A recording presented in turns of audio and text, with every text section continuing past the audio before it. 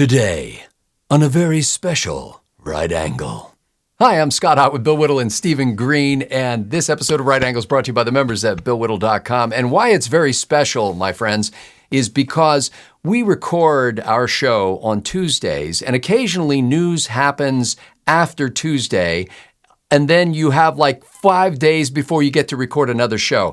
So this is our first crack at the presidential debate, so-called, from two people who were not nominees of their own parties yet, who got together with CNN and had a debate. And you think you've heard every opinion that could possibly be mustered about this debate, but you haven't heard from us yet, so you really haven't heard the truth.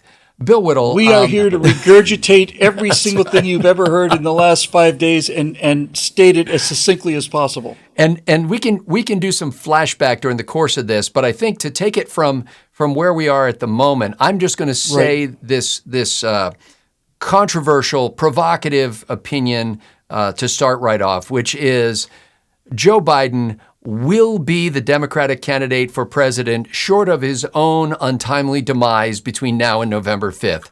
There is no question in my mind that he will be the candidate.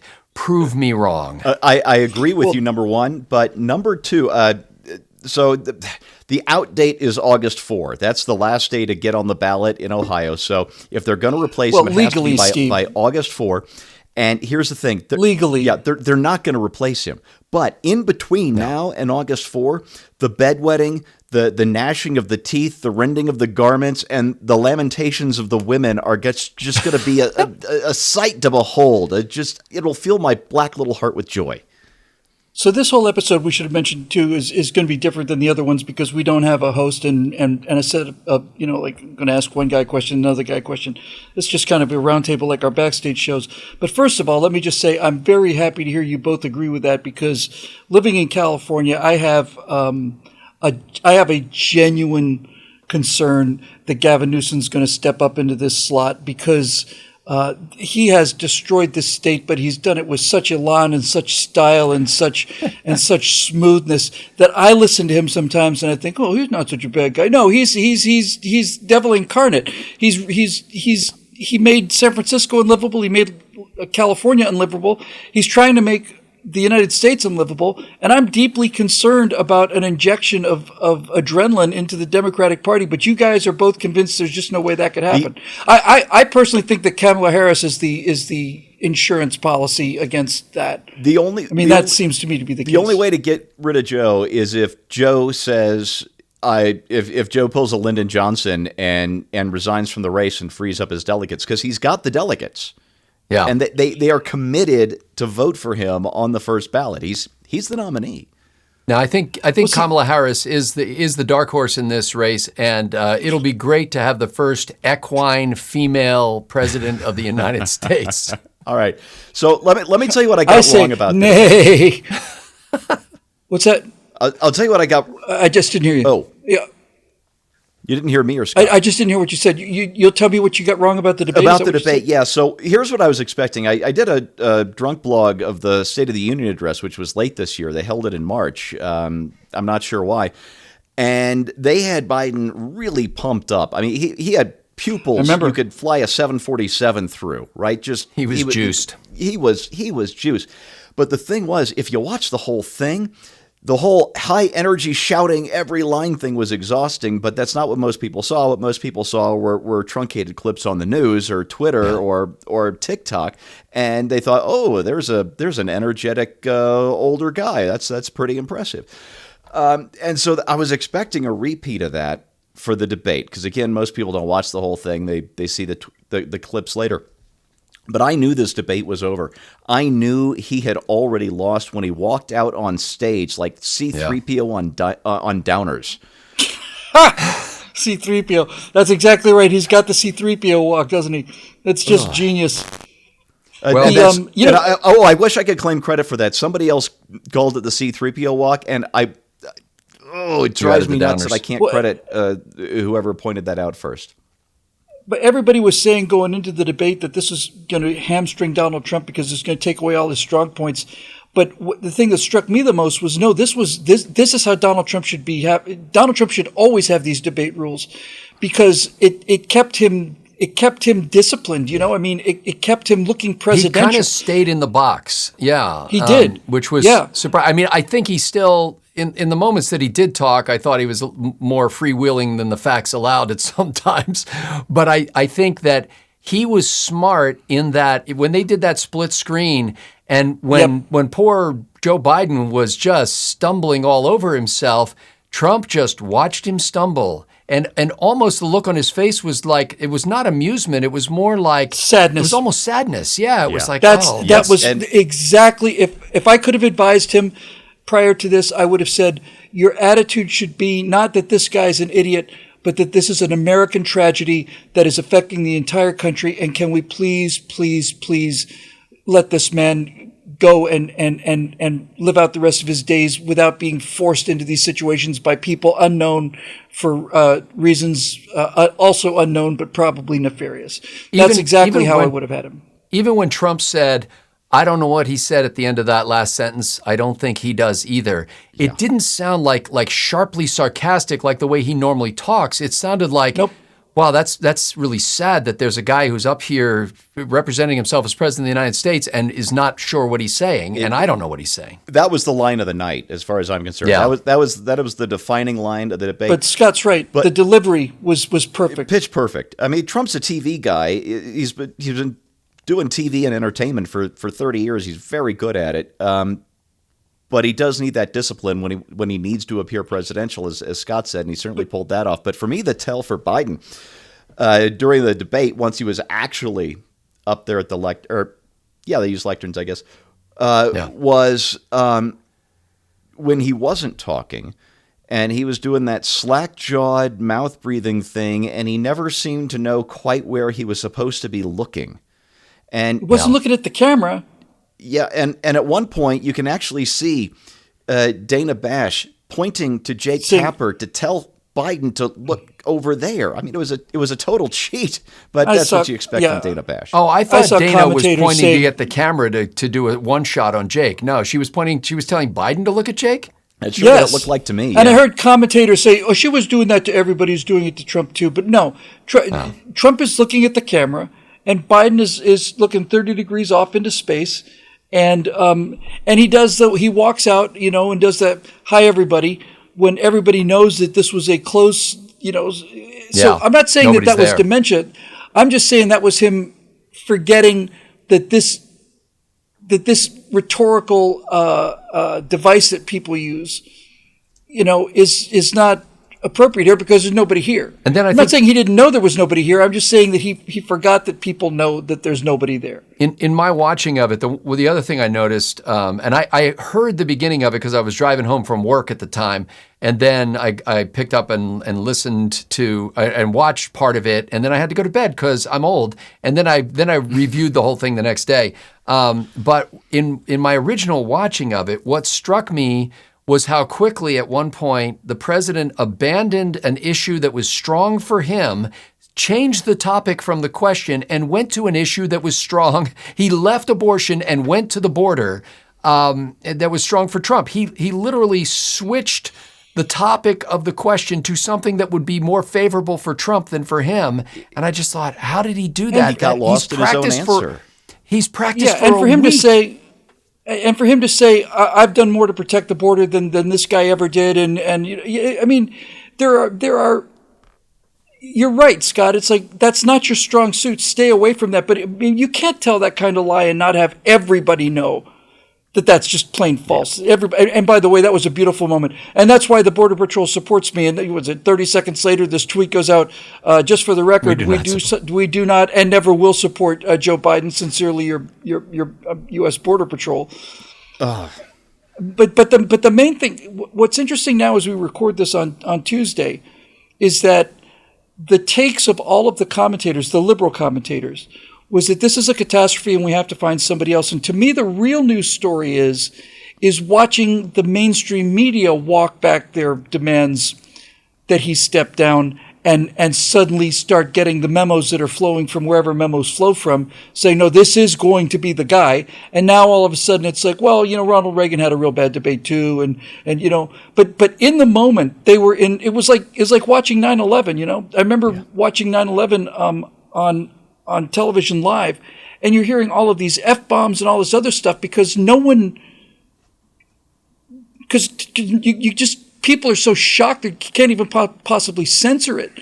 And after the thing is over and you're seeing, you're seeing these people just saying, my God, what a catastrophe.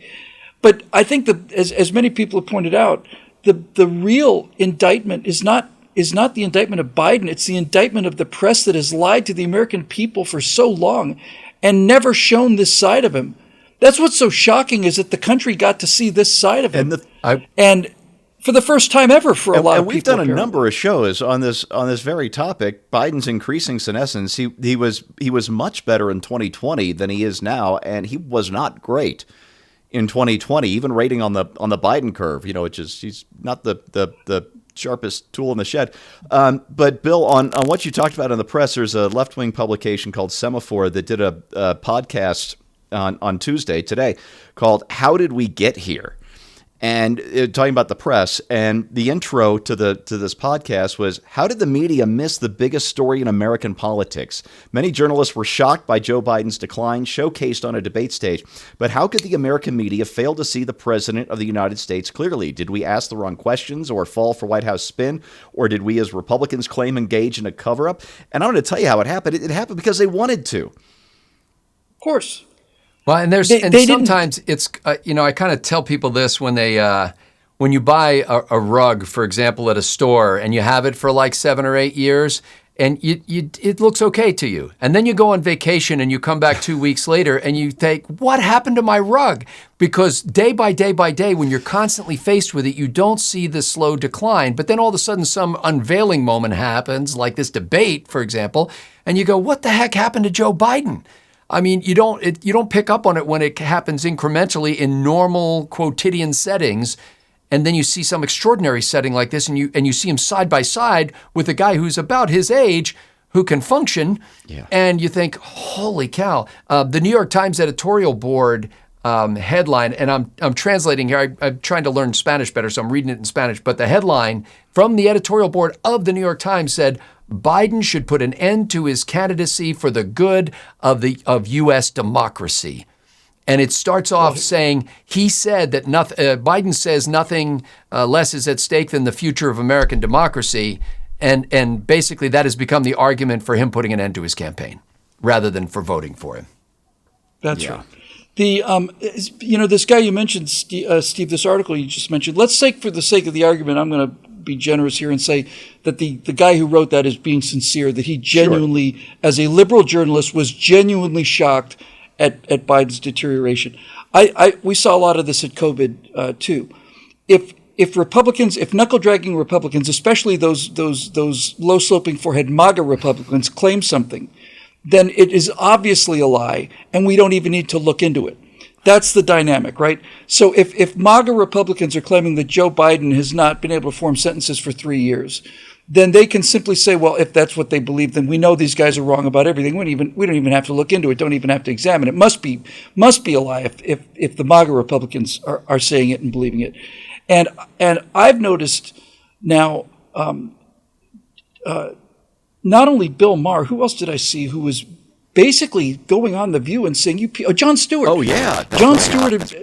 Jon Stewart and Bill Maher are basically now saying to progressives, you people are out of your minds. They're not voting for Trump or anything, but they're basically saying, you really wonder why people vote for Trump? You're so sure that they're such idiots and they're so out of tune with the world? And these are the policies that you are promoting, as liberals? Are you nuts?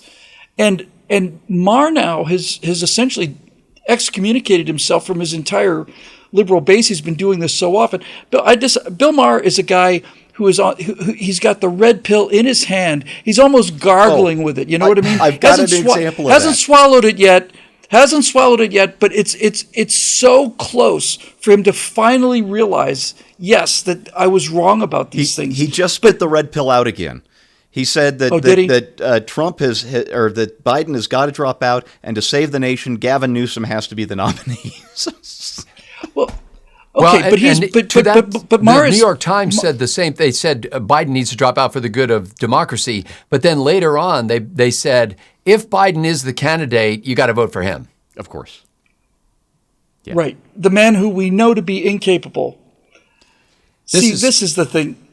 This is, and by the way, let's just get to that let's just get to that one sentence, okay? This was the New York Times that basically said this. Biden must drop out for the good of the country, but if he doesn't, we've got to vote for him, right? Essentially, is that what they said? Yeah, essentially I'll what they pull said. up the actual quote in a second. Okay, so it's all right. So here's what they're saying. They're saying that we know that in 2024, the man is incapable, he's incompetent to be president in 2024. But if it turns out he is the nominee, you need to vote for another 4 years of America not knowing who the president of the United States is, because it's clearly not Biden. To protect democracy. You have to vote to protect democracy. For a cabal. You have to vote for a man who we know is not running the country now, and we don't know who is running the country now. But for the sake of our democracy, you need to vote for the puppet who's going to do nothing but become more and more puppet-like over the. He's not going to. Joe Biden's not going to be. Yeah, alive here's the sentence, and again, I'm translating in real time here. But if the contest is reduced to a choice between Trump and Biden, then the current president would be the unequivocal choice of this committee, meaning the editorial board of the New York Times. So the editorial board of the New York Times says that the man is not capable of being president due to his mental incapacity, and then they say, however, vote for this guy. Yeah. The next sentence says, such is the danger that Trump represents. And here's the part I'm having a hard time with, the danger that Trump represents, right? Trump is going to make sure that martial law rules in the country, that he will never leave office, that he's going to be president for life, that the liberals will be taken off into camps and either executed or re-educated through shock therapy and all these other things. And all of this stuff would be believable to idiots if he had not already been president. And this is the thing that I simply cannot get over. This is exactly what they said about him in 2016. And then we had 4 years of him as being, if Trump gets into office, he's threatening retribution. Oh, you mean the way he didn't commit retribution against Hillary, but the way that the second he was out of office, you immediately went down and raided his home, took these unprecedented Banana Republic steps and have done nothing but persecute the guy since then. You're now saying that he's going to come back angry and want to do something about that, and this is like some kind of a problem? Yeah, the only people who really paid a price for the Trump presidency were the people that Trump hired to work for him and then fired shortly after. Yeah, well, the personnel was always going to be chaotic, and it probably will be again. But it wasn't the Democrats; it was his own appointees that suffered. But here's the thing: whether you like Trump, love Trump, or hate or despise him, if he's elected president in November, and I hope he is, he will be held accountable because he will be acting as the president that he is capable of acting as. He's done it before. He can still do it again. Joe Biden will not be held accountable as president because he will not be in charge of his own administration, just as he already is not now. Well, and this is what a friend of mine texted me and said, we will have the Edith Wilson presidency. We already do. We already do have the Edith Wilson presidency. And so Edith, which is now Jill Biden, I'm sure you saw that clip from the speech he gave, the event that Jill and Joe went to after the debate, when she gets up there and basically says, such a big boy. You did such a good job. All the answers. You were at the potty the whole time. To all the questions. And Biden is beaming like a little boy who's just gotten his first potty training. Cookie? Do I get the cookie? Does that mean I get the ice cream now? That's horrific. That was embarrassing. To give you one more example of what the panic is like among Democrats right now, and again, the gnashing of the teeth. I'm enjoying the show. On Twitter, X, Jake Tapper posted a series of posts. We just say tweeted, which I missed that. But he's breaking the story. His sources say, and I'm just going to read this verbatim from Tapper's Twitter feed. Democratic governors held a call Monday afternoon. Just governors, no staffs, no one from campaign or White House. organized by Governor Tim Walz of Minnesota for the DGA, that's the Democratic Governors Association. On the call, Dem governors expressed concern about what's going on with the president. They know if they come forward publicly with concern, that likely will cause Biden to dig in more. They were also surprised that none of them had heard from him. None of them had heard from Biden in the last week. There was discussion on the call about wanting to have a call with the campaign or White House, some discussion about having VP Harris address them. There was strong sentiment that they needed to hear directly from President Biden.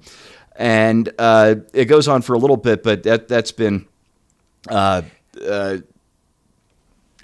by events because apparently the White House is going to do a virtual meeting, apparently on a Zoom call, so that'll go straight to Beijing, with Biden. But if Biden is competent for the job, that you don't set up a Zoom call. You give him a piece of paper with 10 phone numbers on it, and you tell him to make some quick calls to these governors and go, "Hey Tim, how you doing? Hey, I understand that you had some concerns about my competence to serve. I appreciate that. I'm glad you love our country so much that you really want to make sure we have the best candidate in place. I just wanted to give you a chance to ask me any questions you have." And like a real president could make 10 phone calls in less than an hour and talk to these people and touch base with them and put them at ease. But he's not able to do it. And by the way, Biden has not taken a single question from a reporter since the debate. And I don't think he will. So here's where we are now, folks. We've known for 4 years that I believe for 4 years that Biden was not mentally capable of becoming president. Now, whether he was in 2020 or not is at this point a moot point. Clearly, for the last several years, he has been incapable of performing his duty. The media knew it. The Democratic Party knew it. Everybody on the insider beltway in Washington knew it.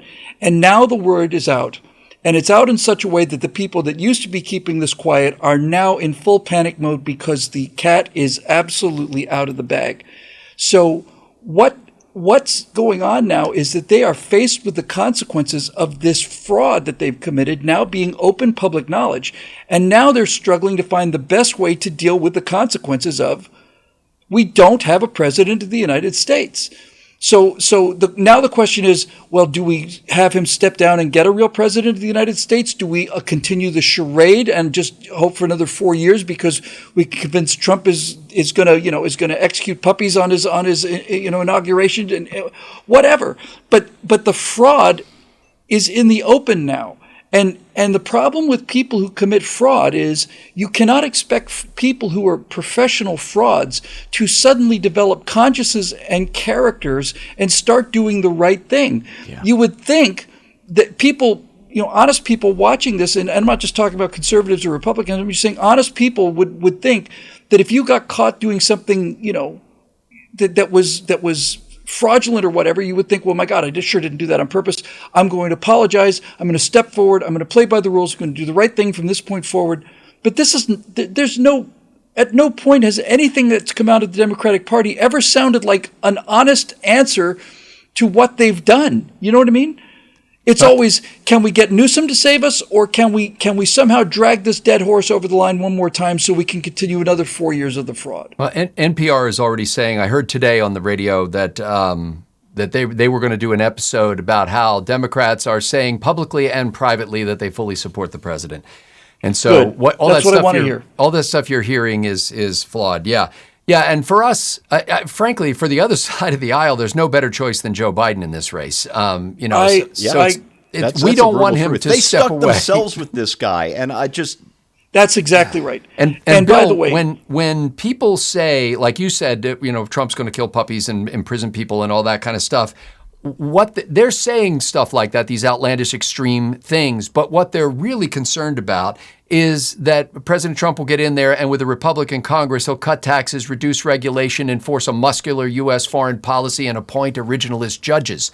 That's what they're concerned Just about. Just like he did for 10 years before COVID. He will implement the Republican platform is their biggest fear. I disagree. I think that has been their perpetual fear of any Republican administration. I think what they are terrified of and what they're hysterical of is that Donald Trump is going to appoint an attorney general who is interested in actually enforcing the law. And I think they're terrified that all of a sudden there's going to be investigations into the January 6th fiasco. There's going to be investigations into the voting irregularities. There's going to be investigations into what was known and what was not known about COVID during COVID. I think they're concerned that there will be a return of the Justice Department, and a lot of their hides are on the line. That's what I think they're scared about. And I think all of that would be a huge mistake. Do you? I think pursuing that would be a huge mistake. It would continue to mire us in the previous 4 years instead of advancing the real conservative agenda that we had hoped that we vote for Republican presidents to achieve.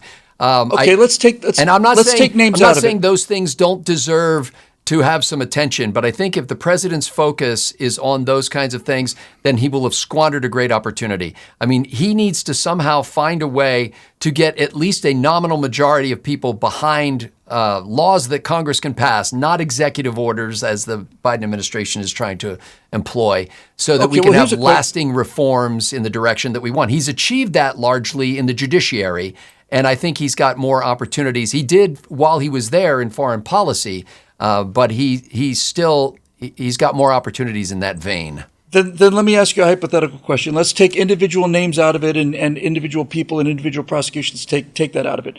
Do you believe that the Federal Bureau of Investigation and the Central Intelligence Agency have been fundamentally corrupted by politics? I think those organizations have always been filled with political people. They're led by political appointees largely. The best you can do is hope to restrain them. And I think that it ebbs and flows. It changes as time goes on, and sometimes it's better and sometimes it's worse, but it's never been as good as we think it is, and it's never been as bad as we think it is. Well, when the FBI creates evidence to be used to create this Russian collusion scandal that dogged the President top secret Trump stuff at Mar-a-Lago. All of that is where I disagree with you, Scott. Those organizations don't just need a house cleaning. They need a fundamental ground up restructuring and I think that everybody above a certain judicious appointments of people who can implement reforms. If you here's what happens. If you go in there and say, "Hey, I'm going to pursue all these people with prosecutorial intent," then you wind up causing them to dig in and fight back. I don't care about prosecuting them. Yeah, I don't care about prosecuting. To me, I would just say I'd move like to forward. See it, I would rebuild the FBI from the ground up. The people I would get to fix the FBI and the CIA would be lower level members of the FBI and the CIA who've been either whistleblowers or people who've been saying, "My God, what the hell is happening to our organization?" Yeah, probably everybody. Those are the people I'd go looking for. Out. Yep. And I know that'll break the hearts of people who wanted to see, in their terms, probably justice served. But I think the reality is that you'll never get the justice you think you're going to get, because the evidence that will be able to be applied in an actual court of law or even in impeachment proceedings will never be as concrete as needed. And you'll have another situation where you go, "Hey, we had it. We almost boated that fish, but he got away just as we tried to get the net around him." And we're going to be continually frustrated by that. My strategy is basically move America forward in the direction of the dreams of conservatism, Well, I would say I cannot imagine a better Attorney General than Josh Hawley. Yeah, I've been watching him go after people and calling them out on their lies. What he said about the head of the Department of Homeland Security, the kind of rhetoric he's used against him. You can't. I don't think you can just simply have a new administration and pretend like the damage that's been done to these institutions wasn't done. You have to make major repairs, if nothing less than major repairs to these organizations whose reputations are so badly tarnished among the people that used to support them. I mean, the FBI and law enforcement, these were the conservatives who supported these organizations. But I don't believe the FBI and the military as well. That's the other institution. And the military as well. I'd fire every single. I'd fire every general, every flag officer, and every flag officer in the Pentagon. I'd get rid of. I really would. I would. I'd get the woke business out of the military immediately. That'd be gone on day one. But I right? think the kind Diversity of is people you need in leadership positions, though, like Josh Hawley is a great bulldog for the cause. Don't make him the AG. He'd be a great prosecuting Why? attorney because the AG position isn't really to be a bulldog prosecutor. It's to be an administrator. It's somebody who runs a department.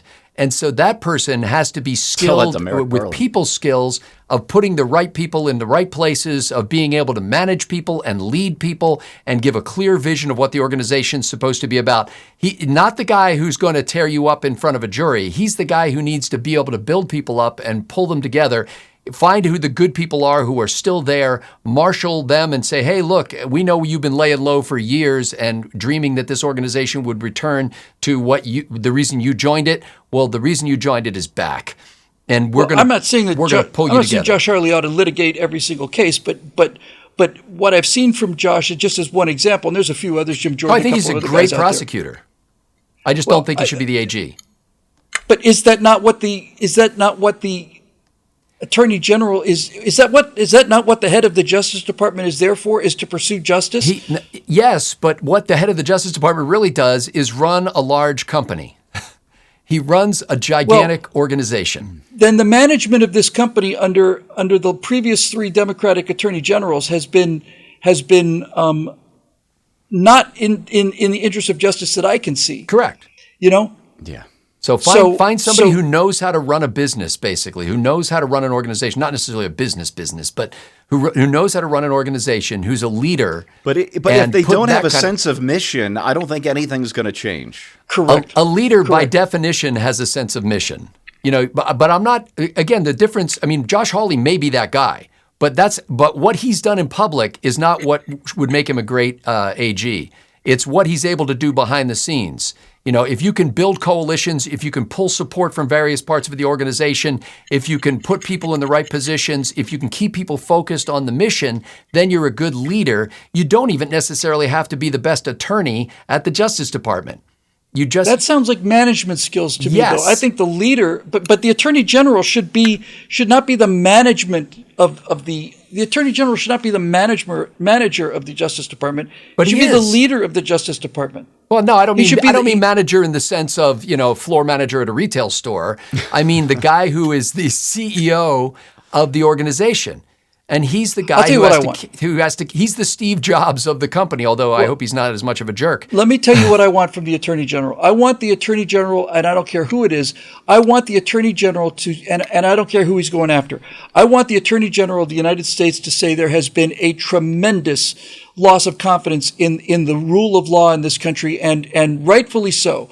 We are going to prosecute evildoers and people who break the law regardless of their political affiliation. We're not going to let people go because of the party they're in. We're not going after specific people because of the party they're in.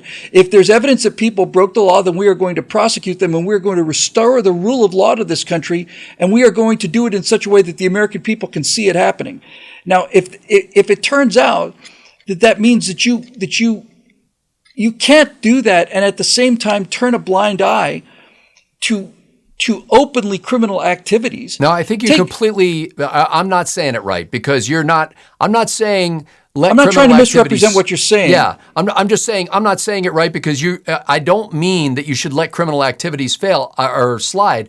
But I think what you just said is great. I would just remove the reference to the past and just say, look. The way we intend to lead this organization is by making sure that we are fair, we are just, we are pursuing evil and criminals. We are, but Scott, I don't think. But as soon as you throw in the language about righting past wrongs, then you turn off half the country who thinks, okay, they're in there for a purge. But here's the thing, Scott. I would have agreed with you a few years ago, completely. But we're not in that place anymore. We can't get to where you want to go, where I want to go, without revisiting the past. And the reason for that is the Democrats have established new rules, and the new rules are Calvin ball. And what we are in is the equivalent, it's a socio-political version of the 30 Years' War. And what the 30 Years' War was, it was so bloody, it was so exhausting that at the end of it, everybody had to agree to a new set of rules in Western Europe. We're not going to fight over your religion anymore. We'll have our religion here, you have yours there. They found new reasons to fight. Don't get me wrong, nationalism and ideology mostly. But they establish a new set of rules at the Peace of Westphalia. The Democrats have bloodied us so badly for so many years now that the only way we're going to establish a new peace is if we bloody them back just as hard and establish a new set of rules. Because we can't keep playing by the old rules when they're playing Calvin ball against us. And that's the way it works. And they will continue to play Calvin ball against us, even when they're out of power, unless we beat them to a bloody pulp as badly as they've beaten us. I don't know a way to say it. I don't know a way to say it better. But I think that that's a recipe for keeping the status quo. That's just because the status quo is we lose. This. I know we don't see this. We might win an election, but we lose. That's the status quo. I know we don't see this. But the other side could repeat every word you just said and fully believe that they were talking about what we did to them. And they're wrong. And that's what they'll say about you. Both sides but I have reality on my side, and that's a hell of an ally. That's what they also say. Everything that these the people right just says, spent 3 years propping up a puppet, says. A meat puppet. They do not have reality on their side, and we can point to objective reality. I don't care what they claim. My objective in governance is to have a society as happy as possible, as much freedom as possible, yes. And to make it possible for people to live the lives that they dream of without hurting anybody else. And to do that, I can't see, when you go after so-called Democrats on Capitol Hill, you don't just go after Democrats on Capitol Hill because they're going to tell all their supporters that you're going after them. Just like Donald Trump says, when they attack me, they're really attacking you. The Democrats are saying the same thing to their followers. And so it's not a 30 years war. It's a perpetual, eternal war that both sides intend to continue forever because it profits a small group of them. Well, then let me ask you. I'm trying to keep this all in good faith and keep it, hot and exciting and interesting, but all that fair. Good stuff. So let me ask you another hypothetical. Do you believe that the January 6th people that have been imprisoned, do you believe that they are unjustly imprisoned? I honestly don't know enough about their cases or what they're imprisoned for. I haven't followed that closely. Well, in many cases they're imprisoned for trespassing for 4 years, which seems a bit Yeah, that steep. seems like a long sentence for trespassing. Okay, so my question then becomes this, right? The not looking backward thing is, let's just say Donald Trump wins the election and let's just say we win the House and the Senate, just to make it a nice crystal clear argument. Which would be nice. The not looking back argument says we free these people immediately, right? The people that they were unjustly convicted, and we free them immediately. But then the question becomes, what about the people that imprisoned them under false circumstances? Just stay with the premise. You don't have to necessarily, Sure. I'm not committing you to agree with me, but I believe they were imprisoned under false pretenses. If your position is going to be, well, we're going to free the people who were unjustly imprisoned, but we are not going to go after the people that unjustly imprisoned them, then that to me is not justice. I think there's a rhetorical difference in how you go about this. I'm not saying don't pursue. I'm going to buy the assumption that there was unjust imprisonment and that there are individual people that we can put our finger on and say that guy was one of the ones who did it, and he must pay a price. So I'm going to assume all that. Okay. If you stand up in public and say, we're going to go get those SOBs who unjustly imprisoned the poor, innocent Capitol people who on January 6th just wanted to exercise their freedom of speech, then you rally one group of the American public around you, but you alienate another. And it's by the same thing, the Democrats have been doing it the other way around. They've been doing the reverse of that. So what I'm saying is, we as the Justice Department, let's say, we as the Justice Department are tasked with helping the executive branch, the President of the United States, take care that the laws of the United States are faithfully executed. And we punish wrongdoers and we advance the cause of justice, and that's what we do.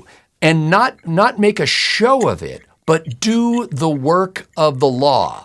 Instead of doing the work of the mouth, where you make a big deal about what you're going to do to these people, do the work of the law. If there are people that you can press charges against, You find those people, you press charges, you prosecute them. That's all I wanted to hear. That's all I wanted to hear. But that's not how they do it. The politicians can't resist putting on a show and saying, we nailed those liberal SOBs who've been running this country for 30 years. Doesn't that feel good? And it doesn't feel good to about half the country.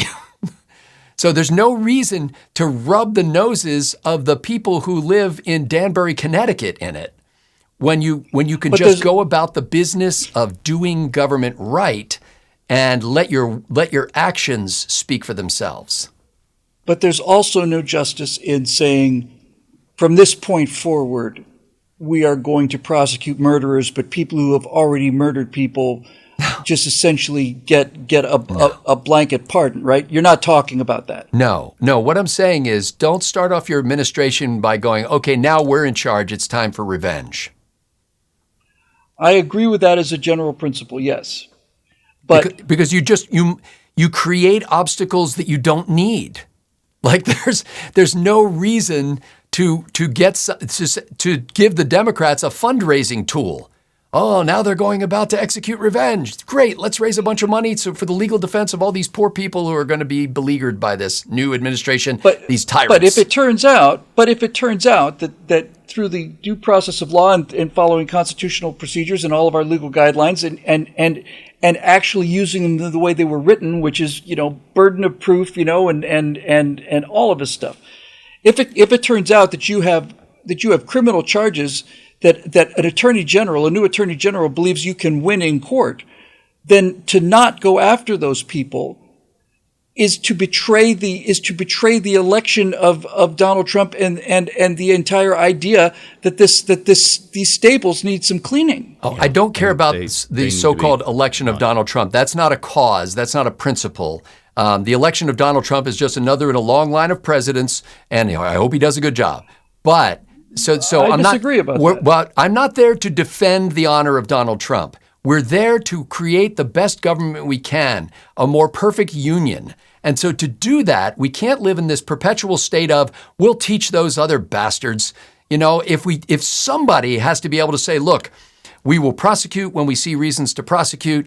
We will not prosecute just because we're political enemies. We're going to take cases that we think we can win, obviously, because we don't want to waste taxpayer resources. Absolutely. And we're not in the business of doing press releases and news conferences so we can crow about who we're nailing. We're in the business of administering justice. Okay, good. I agree. But let's take the president of Argentina, for example, right? He was vilified as a Nazi and he's going to destroy the entire welfare state. Everybody's going to die and all the rest of it. He comes into office and in the space of several months, he turns this train wreck of a disaster around, right? And produces real results and has accomplished miracles, continues to accomplish miracles through free market which are not miracles at all. They're just the way things work. They're just plain common sense. He just got another good one. Stay with me on this. The people in the socialist state that he dismantled are claiming that he is a lunatic who is burning down the institutions that protect the people. Mm-hmm. So on some level, you have to have this is not just another election. This election, and in fact, Donald Trump's entire existence is not that he's another president. He's another guy to elect who's a Republican. The Trump movement, the Make America Great movement, entirely predicated not so much even on Donald Trump as an individual, as there is something really, really, really fundamentally wrong in this country in terms of how the law is enforced and how politics take place, election integrity, all of this stuff, something fundamentally wrong.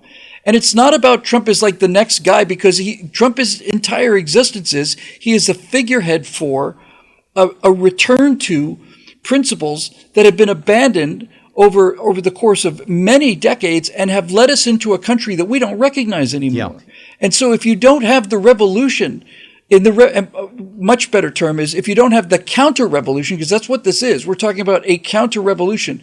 We're talking about returning to the status quo of constitutional governance.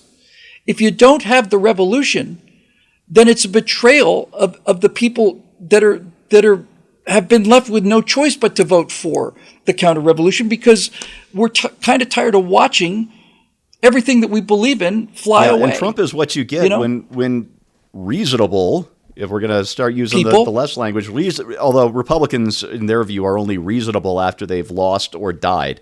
But Trump is what you get when reasonable Republicans either lose because they got smeared and didn't fight back. They didn't get down in the mud, Scott, because sometimes you got to do that. I'm looking at Mitt Romney here right now, who just whiffed the second debate because he didn't want to be the guy who unseated our first black president. Or you get Republicans who are elected and prove completely ineffectual in establishing conservative principles against this machine that the left has established in this country, contrary to all constitutional principles. So all I would say is that the way to restore constitutional governance is to govern constitutionally. And constitutional governance isn't a show, and it isn't about crushing the enemy who happens to live next door to me. To do that, crushing is necessary because the machine they have set up is a multi-trillion-dollar leviathan in Washington, D.C., and it's not going to go without a fight, Scott. And it's going to be a bloody, awful, screaming fight. You think it's bad when they call us Nazis. Just wait till cuts start to come in. I think it's ridiculous when they call us Nazis. I don't think it's bad. I think it's sophomoric. Seriously, I think it's ridiculous sophomoric nonsense when any politician uses that kind of language. I mean, I just watched a debate where both candidates accused the other candidate at some point during the debate of murdering tens of thousands of people. And lying about their golf handicaps. Each candidate accused the other one of slaying tens of thousands of people, not in war, but through their policies. Yeah. And I was like, okay, come on. Well, how many, but okay, I'm happy to go there too.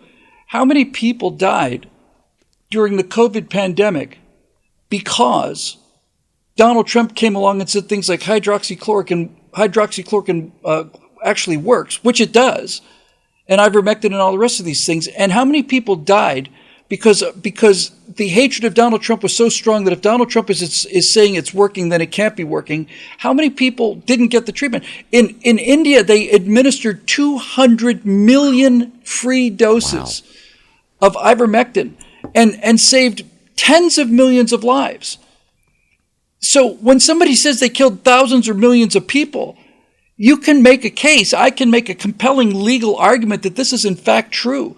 That the people knew that this was the case when they said so, and lied about it for political reasons. I mean, to just say that they were wrong. It's okay to be wrong. I don't blame people for being wrong. As I've said many, many times during this pandemic, in the beginning, we didn't know what we didn't know. But my criticisms of the COVID pandemic was long after the data was in, we continued to do policies that were politically motivated and that cost human lives because they were politically motivated. And to me, that is murder. When you basically take a drug off the market, wasn't to debate the details of the COVID pandemic. My point was both candidates accused the other candidate of killing tens of thousands, if not millions, of people. That was in a presidential debate in the United States of America, where we had two candidates from the major parties accusing each other of murdering tens of thousands of people.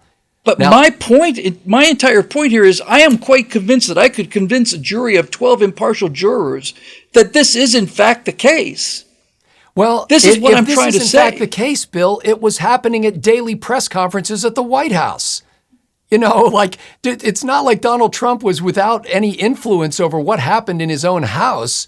So, and I'm not saying he had anything to do with this. I'm just saying, let's not get bogged down in this same cycle. And you know who lives off this cycle? Politicians who need to raise money and consultants for politicians who, and I ran for office. I had these consultants telling me, you need to get dirty. You need to go hard after this person. And they were, in one instance, I had one of my consultants send out an email to supporters saying something I didn't approve that was negative about a Republican I was running against. And I said, if you don't retract that and contact those people immediately, I will fire you on the spot. This is the atmosphere in politics, Live. and we are ramping up for war against our own people nonstop, and nobody is standing up and saying, hey, how can we possibly work together as Americans? The problem isn't that we don't disagree on everything. The problem is we don't know how to disagree. We can't have a conversation and be able to disagree agreeably and find compromise and move forward. We think somehow we're going to wipe out the other side in this bloodbath of an election that suddenly will neuter the Democrats for 40 years. And it's not going to happen. They're going to be here. And we need to find a way to advance not only have the I never country. said I want to do that, eliminating political opposition is the quickest way for you to become a tyrant yourself. Yeah. This is why the Democrats have the Democratic control of the media and the control of information has been, I think Andrew Klavan said this first, it's the ring of invisibility, it's the ring of power. And when you know that your actions do not have consequences because the media, whose job it is to make sure there are consequences, when the media purposely, and the Justice Department now, when you know that you will not be prosecuted for these things, then you will become corrupt. And if we were to eliminate political opposition to conservatism in this country, if we were just completely eliminated, if I had a switch I could just turn and not kill people or anything, just change their minds so that everybody felt the same way as I did, then we would very rapidly be in a very great big deal of trouble, because it's the arrogance of thinking.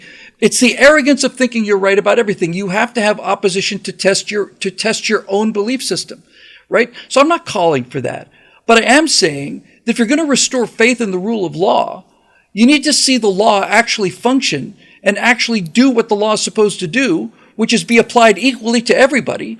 And I have not seen that in this country for a very long time. And if I can kind of bring this back full circle, here's how we got Joe Biden. The Democrats decided that Bernie Sanders was not going to be their nominee, even though he was winning. So they essentially rigged the primaries, starting in South Carolina with Cleveland, delivering the black vote to Biden, and that put him back on track to win. And then you've got this increasingly senescent man who is not up to the rigors of a campaign, who, I don't know if you remember those campaign videos he released, from his basement in Delaware. From his basement in Delaware. 16 cuts in a 30-second spot. I exaggerate, but not by much. And even the material that they did use was not well delivered. I would pay good money to see what the Democrats left on the cutting room floor in Rehoboth in 2020 that summer. And the media played along. They played along. They propped up this guy who was, if he wasn't already unfit, he was clearly on the road to becoming unfit because he couldn't run a presidential campaign. How are we supposed to think that he could ever run an actual administration? The media propped him up. They have continued to prop him up now for 3.5 years that he's been in office. And on debate night, when we saw that the emperor not only had no clothes, he wasn't even the emperor. Now the media is all aflutter, going, how did we get here, according to Semaphore? Well, this is how. They played along. They thought the Ring of Power would last forever, but it didn't. And now here we are. The talking points soon became that it's so funny that they use this phrase, but they were basically, the president clearly had some performance issues. I'm like, well, he's probably had those for years. But anyway, it became a matter of... He's got electile dysfunction. Right, exactly. Nice. It was put in stylistic terms, and Biden himself said, I don't debate as well as I used to, I'm older now, but I know what the truth is. And unfortunately, that night, he sometimes didn't know what the truth was, in the sense that he didn't know what he was supposed to say next. So it didn't go well. But the Democrats were quickly trying to portray it as, okay, well, you have on one side, you have a guy who every single sentence out of his mouth is a lie. And on the other side, you have a guy who, he's getting along in years, and he's not a great performer, but he's got integrity. He's an honest Joe. And so that's how they position that. And there's not going to, be any vast sways one way or the other. Elections in recent decades, because of a lot of changes in electoral structure, have come down to a few percentage points. This one's going to come down to a few percentage points. And I think this time around, if we can get the Republican candidate not to tell people that they shouldn't vote in advance, or that they shouldn't mail in ballots, or that they shouldn't do any of the other things that the Democrats were doing in droves, then he has a chance of winning if he doesn't dampen his own turnout. But once elected, the key for Republicans is show people what Republican constitutional governance looks like, not what nastiness looks like, not what retribution looks like. Show them what good governance looks like. Demonstrate for the first time in years what you can really competence. do. If you, I'd like to see some competence. Mere competence would be great. That's all I want. Let me wrap this up by saying one thing here. Scott said earlier that we don't even know how to disagree anymore, and on a macro scale for the country, I think that's true. That Republicans and Democrats don't even know how to disagree anymore. But as this episode points out, we three know how to disagree. Because I disagree with Scott on just about everything Scott said, but I don't doubt Scott's motives, and I don't doubt his motives. I don't doubt his patriotism. I don't doubt his intellect, and I especially don't doubt his ideals. I wish I could be in a situation where I was where I used to be as idealistic as Scott is now. That's a difference of opinion. That doesn't mean he's right or wrong, or I'm right or wrong. The point is, we can disagree about these issues, and we can even heatedly disagree about these issues. But this is how you disagree with people, because these two people are not only my friends or my colleagues. These are two people who I respect and admire, and who've often showed me my own blindnesses and my own weak spots. And a little humility goes a long way when it comes time to think about just exactly how we get ourselves out of this mess and into the bright uplands that Winston Churchill talked about at the end of the war that was so darkening Europe 80 years ago. So I'll wrap this one up. For Steve Green and Scott Ott, I'm Bill Whittle. Thanks very much for joining us for this special and unusual edition of Right Angle, and we'll see you next week right here.